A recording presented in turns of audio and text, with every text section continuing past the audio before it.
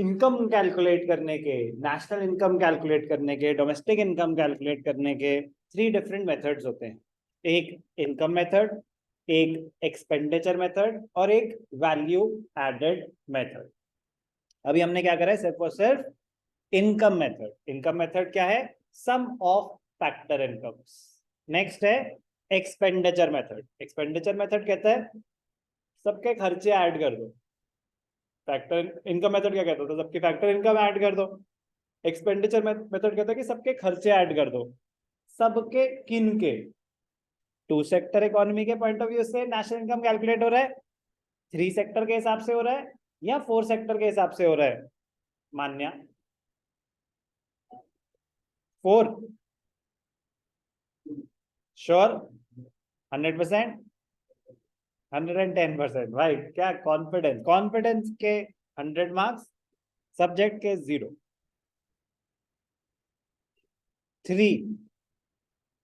3 options हैं, 2, 3, 4। 4, 4, 2। दोस्ती की निभानी तो पड़ेगी, दोस्त बुरा ना मान जाए। 4, 2, 4, 4, 4, 4। Would you like to change your answer? 2 गलत है, 4 सही है। सर एक सेकंड, आपने कहा था हमारे कोर्स में सिर्फ 2 सेक्टर है, बस उस दिन के बाद तो मैंने आगे सुना ही नहीं कुछ। Circular flow of income, circular तब भी बताया था कि बेटा सर्कुलर फ्लो ऑफ इनकम सिर्फ 2 सेक्टर इकोनॉमी का है। आगे जाके जब हम नेशनल इनकम कैलकुलेट करेंगे तो 4 सेक्टर के पॉइंट ऑफ व्यू से कैलकुलेट कर रही। अब एक बात बताओ नालायक, national income is equal to domestic income plus NFI. तो NFI, net factor income from abroad, can it exist without an external sector? Factor income from abroad, abroad या अब्रॉड क्या है, बल्लभगढ़ के आगे या इंडिया के बाहर? तो अगर आप factor income from abroad, factor income to abroad, मतलब आप उनके साथ जो ट्रांजैक्शन हो रही है वो कंसिडर कर रहे हो, तो इसका मतलब एक्सटर्नल सेक्टर एग्जिस्ट करता है। नेट इनडायरेक्ट टैक्सेस हैं, इनडायरेक्ट टैक्सेस, सब्सिडीज, आप ये सब चीजें कंसिडर कर रहे हो, तो मतलब गवर्नमेंट एग्जिस्ट करती है। यस और नो? तो हम जो स्टडी कर रहे हैं national income estimation, national income measurement, 4 sector economy में स्टडी कर रहे हैं। ओके, तो ध्यान से देखना बेटा, जैसे इनकम मेथड के कंपोनेंट्स को एडअप किया जाता है तो जो नेट रिजल्ट आता है वो क्या होता है, NDP at FC, domestic income. Expenditure method के कंपोनेंट्स को जब एडअप किया जाएगा तो जो नेट रिजल्ट आता है उसको क्या बोलते हैं, जीडीपी एट एमपी। क्या बोलते हैं उसको, GDP at MP. Sir NDP at FC को तो डोमेस्टिक इनकम बोलते हैं, एनएनपी एट एफसी को नेशनल इनकम बोलते हैं, जीडीपी एट एमपी को क्या बोलते हैं, कोई नाम नहीं रखा इसके लिए, इसको ग्रॉस डोमेस्टिक प्रोडक्ट ही बोलते हैं। क्या बोलते हैं इसको, ग्रॉस डोमेस्टिक प्रोडक्ट, अलग से कोई और नाम नहीं है, जीडीपी एट एमपी। चलो सर फिर इसके कंपोनेंट्स ही बता दो। ठीक है बेटा, पहला component private final consumption expenditure, private final consumption expenditure, प्यार से PFCE, private final consumption expenditure. दूसरा component government final consumption expenditure, प्यार से गवर्नमेंट फाइनल कंजम्पशन, जीएफसीई। तीसरा component gross domestic capital formation, gross domestic capital formation, GDCF. और चौथा net exports, net exports, exports minus imports, X is for exports, M for imports. एक एक करके बात करते हैं। जीडीपी एट एमपी के चार कंपोनेंट्स हैं, चार मेजर कंपोनेंट्स हैं। First, private final consumption expenditure. Second, government final consumption expenditure. Third, gross domestic capital formation. Fourth, net exports. हमें क्या कुछ नहीं पता अभी, अभी बस मैंने नाम बोले हैं, समझाना तो अब शुरू होगा। जो इम्पोर्टेंट बात है, फाइनल, फाइनल हमने पढ़ा था, एक फाइनल गुड होता है, एक इंटरमीडिएट गुड होता है। What is GDP, what is domestic income, what is national income, कुछ भी एस्टिमेट कर रहे हैं, we take into consideration only the final goods and services. Final goods and services. Domestic income is the value of final goods and services produced within the domestic territory. We do not take into consideration intermediate cost. करे वो तो already final good में included होगी उसकी value, दोबारा मत लेना वरना डबल काउंटिंग हो जाएगी। क्या हो जाएगी? डबल काउंटिंग हो जाएगी। तो intermediate money spent on intermediate goods and intermediate cost, they are not considered while estimating national income, domestic income, GDP, anything. सिर्फ फाइनल लेंगे। एक एक करके बात करते हैं कि क्या है ये। पहला कंपोनेंट क्या है? Private final consumption expenditure. P stands for private. तो प्राइवेट में क्या क्या आता है? मनी स्पेंट ऑन कंजम्पशन, धीरे करूं, consumption of final goods, consumption of final goods by private sector में कौन कौन आता है? House holds and firms, and firms. Sir firms का कौन सा? फर्म्स तो प्रोड्यूसर्स होते हैं। हमने जब पढ़ा था फाइनल गुड और इंटरमीडिएट गुड में, तो हमने देखा था कि प्रोड्यूसर्स तो सर दो टाइप के खर्चे करते हैं। एक इंटरमीडिएट गुड्स पे, purchase for the purpose of resale या रॉ मटेरियल टाइप, या फिर वो करते हैं कैपिटल गुड्स पे। तो कैपिटल गुड्स तो एसेट्स होते हैं, वो तो आएगा इन्वेस्टमेंट एक्सपेंडिचर में। ये दोनों क्या है? प्राइवेट फाइनल, गवर्नमेंट फाइनल, ये कंजम्पशन एक्सपेंडिचर है। ग्रॉस डोमेस्टिक कैपिटल फॉर्मेशन अभी हम देखेंगे। ये कैपिटल फॉर्मेशन तो हमें पता ही है, इन्वेस्टमेंट होता है, तो ये इन्वेस्टमेंट एक्सपेंडिचर है। एक प्रोड्यूसर कैपिटल गुड्स खरीद रहा है, वो कंजम्पशन एक्सपेंडिचर होगा उसका या इन्वेस्टमेंट एक्सपेंडिचर होगा? वो तो उसका इन्वेस्टमेंट एक्सपेंडिचर है, वो तो कंजम्पशन गुड थोड़ी ना है। तो लेकिन private sector includes both house hold and firm. तो कौन सी फर्म्स की बात हो रही है यहाँ पे? कौन सी फर्म की बात हो रही है? Not for profit, not for profit organisations, not for profit organisation, जो एनजीओ होती हैं, ऑर्गेनाइजेशंस। वो इंडिविजुअल्स तो नहीं है, मतलब इंसान तो नहीं है, वो तो ऑर्गेनाइजेशन ही है, तो फर्म्स की कैटेगरी में ही आता है। But they are not profit making organisation, they are not for profit organisation. तो वो जो भी खर्चा कर रही हैं, वो कोई सामान बेच थोड़ी ना नहीं है। तो उन्होंने जो भी खर्चा करा है, कि अगर वो फ्री में एजुकेशन भी प्रोवाइड कर रहे हैं, चैरिटेबल हॉस्पिटल भी चला रहे हैं, एक नॉर्मल बिजनेस ऑर्गेनाइजेशन क्या होता है कि जो भी वो खर्चा कर रहा है ना, अभी आगे रिकवर कर लेगा। तो उसने सामान बनाने में खर्चा किया 100 रुपए और आगे बेच दिया 120 रुपए का, तो उसने वो 120 रिकवर करे ना, तो वो 120 फाइनल गुड है, वो 120 इनकम में आ जाएगा। तो जो पहले का खर्चा है वो दोबारा लेने की जरूरत नहीं है, वो उसमें ऑलरेडी कवर्ड है। लेकिन जो नॉट फॉर प्रॉफिट ऑर्गेनाइजेशन है, वो तो फ्री में बेच रही है, क्या वो किसी से वो 120 रिकवर कर रहे हैं? तो वो जो उन्होंने जितना भी खर्चा करा है, वो सब उनका कंजम्पशन एक्सपेंडिचर में आ जाता है। तो private final consumption expenditure includes the expenditure by households on everything, everything except residential, except property. अगर आप इंडिविजुअल कैपेसिटी में गाड़ी खरीद रहे हो, कुछ भी खरीद रहे हो, वो सब कंजम्पशन एक्सपेंडिचर है। लेकिन अगर घर खरीद रहे हो, वो आपका इन्वेस्टमेंट एक्सपेंडिचर माना जाएगा। तो इंडिविजुअल और हाउस होल्ड के लिए सिर्फ एक ही इन्वेस्टमेंट एक्सपेंडिचर होता है, इन्वेस्टमेंट इन प्रॉपर्टी। बाकी उनके सारे खर्चे क्या माने जाते हैं? Consumption expenditure. ये सिर्फ आपकी अंडरस्टैंडिंग के लिए बता रहा हूँ। न्यूमेरिकली तो बहुत ही आसान है। कैसे सर? क्योंकि इसके कोई कंपोनेंट्स नहीं होते, ये आपको एज इट इज गिवन होगा, private final consumption expenditure. Sir इतनी सी बात पहले बताते हम, बस इतना ही याद कर लेंगे। नहीं, समझना भी जरूरी है कि वो टर्म क्या है, क्योंकि 1% चांस है कि वो अलग अलग से आपको दो कंपोनेंट्स देते हैं, एक हाउस होल्ड कंजम्पशन एक्सपेंडिचर और एक बोल देंगे expenditure bye non profit organisations, तो पता होना चाहिए कि वो भी आपके प्राइवेट फाइनल कंजम्पशन एक्सपेंडिचर का ही पार्ट है। कोई doubt? Second component, government final consumption expenditure.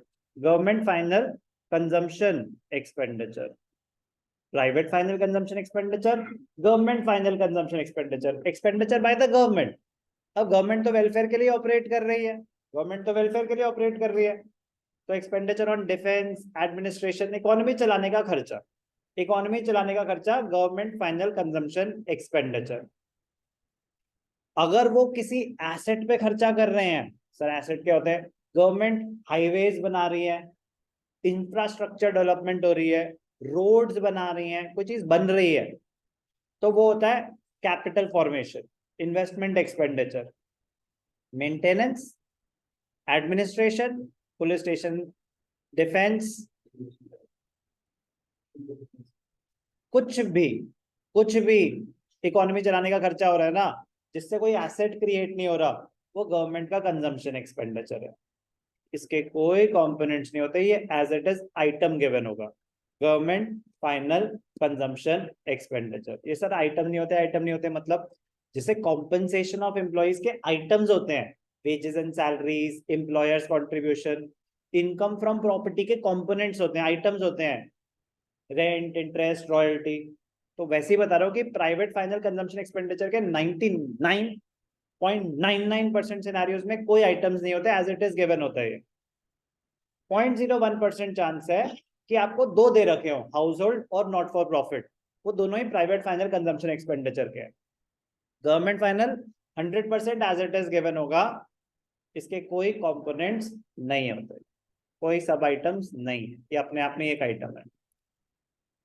मजेदार, सबसे ज्यादा इंपॉर्टेंट है ग्रॉस डोमेस्टिक कैपिटल फॉर्मेशन। तो समझने वाली चीज ही है ये, समझने वाली चीज ही है ये। Colour changes to neon green. Gross domestic capital formation, capital formation मतलब इन्वेस्टमेंट। तो ग्रॉस डोमेस्टिक कैपिटल फॉर्मेशन को ग्रॉस इन्वेस्टमेंट भी बोलते हैं। क्या बोलते हैं? Gross investment. कह रहे जो ग्रॉस इन्वेस्टमेंट है, इसके दो कंपोनेंट्स हो सकते हैं, ध्यान से देखेंगे।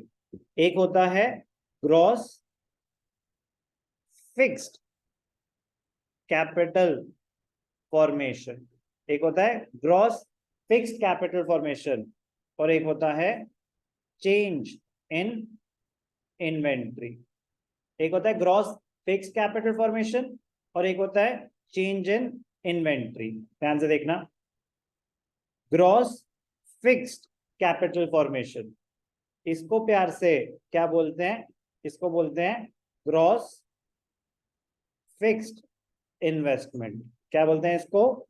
Gross fixed investment. Change in inventory को प्यार से बोलते हैं इन्वेंट्री इन्वेस्टमेंट। क्या बोलते हैं इसको? Inventory investment. तो इन्वेस्टमेंट एक्सपेंडिचर दो टाइप का हो सकता है, एक फिक्स्ड इन्वेस्टमेंट और एक इन्वेंट्री इन्वेस्टमेंट। सर ये फिक्स्ड इन्वेस्टमेंट क्या होता है? फिक्स्ड एसेट्स पे जो इन्वेस्टमेंट आप कर रहे हो। सर ये फिक्स्ड एसेट्स क्या होते हैं? सर बिजनेस चलाने के लिए जो कैपिटल गुड्स हैं, जो लॉन्ग टर्म बेनिफिट देते हैं, जैसे मशीन्स हो गई, लैंड एंड बिल्डिंग हो गई, फर्नीचर हो गया, ये सब फिक्स्ड एसेट्स होते हैं। तो इन्वेस्टमेंट एक्सपेंडिचर के दो कंपोनेंट्स होते हैं, ग्रॉस फिक्स्ड कैपिटल फॉर्मेशन और inventory investment. Change in inventory का फॉर्मूला क्या होता है? Closing inventory minus opening inventory, closing minus opening, इसे कहते हैं change in inventory. Change in inventory, closing minus opening. For example, आपने जब साल शुरू हुआ तो आपके पास स्टॉक था 50,000 का, जब साल एंड हुआ तो आपके पास स्टॉक था 75,000 का, तो क्लोजिंग माइनस ओपनिंग 25,000 आया। तो इसका मतलब आपने अपनी इन्वेंट्री बढ़ा दी, आपने इन्वेंट्री इन्वेस्टमेंट करी इस साल 25,000 की। तो change in inventory is closing minus opening, it is also known as increase in inventory. तो अगर कभी कभी आपको इंक्रीज इन इन्वेंट्री दे रखा है तो आपको चेंज इन इन्वेंट्री दे रखा है। और इसको क्या बोलते हैं? Addition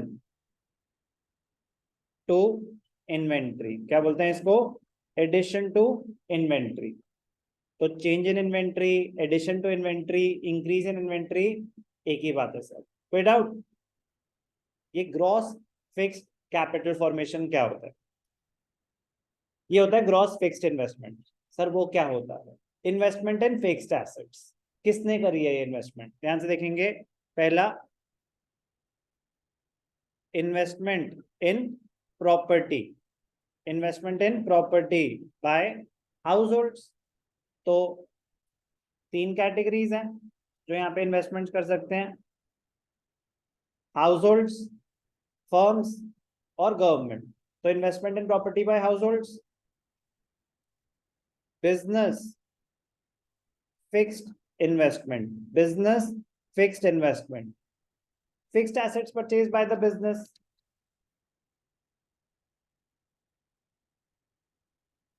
example, machinery, land and building etcetera. कोई भी डाउट? और लास्ट होता है गवर्नमेंट फिक्स्ड इन्वेस्टमेंट। इसके कुछ example sir: roads, highways etcetera. 99% chances है कि आपको ये आइटम्स नहीं हेड गिवन होगा। या तो ग्रॉस डोमेस्टिक कैपिटल फॉर्मेशन, यहाँ पे डोमेस्टिक का कोई रेलेवेंस नहीं है। Gross domestic capital formation is the same as gross capital formation.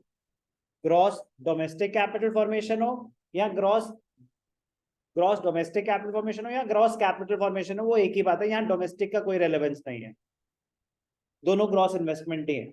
Gross investment expenditure दो टाइप के हो सकते हैं: एक इन्वेस्टमेंट इन फिक्स्ड एसेट्स, वो होता है ग्रॉस फिक्स्ड कैपिटल फॉर्मेशन, और एक होता है इन्वेस्टमेंट इन इन्वेंट्री। कोई भी डाउट?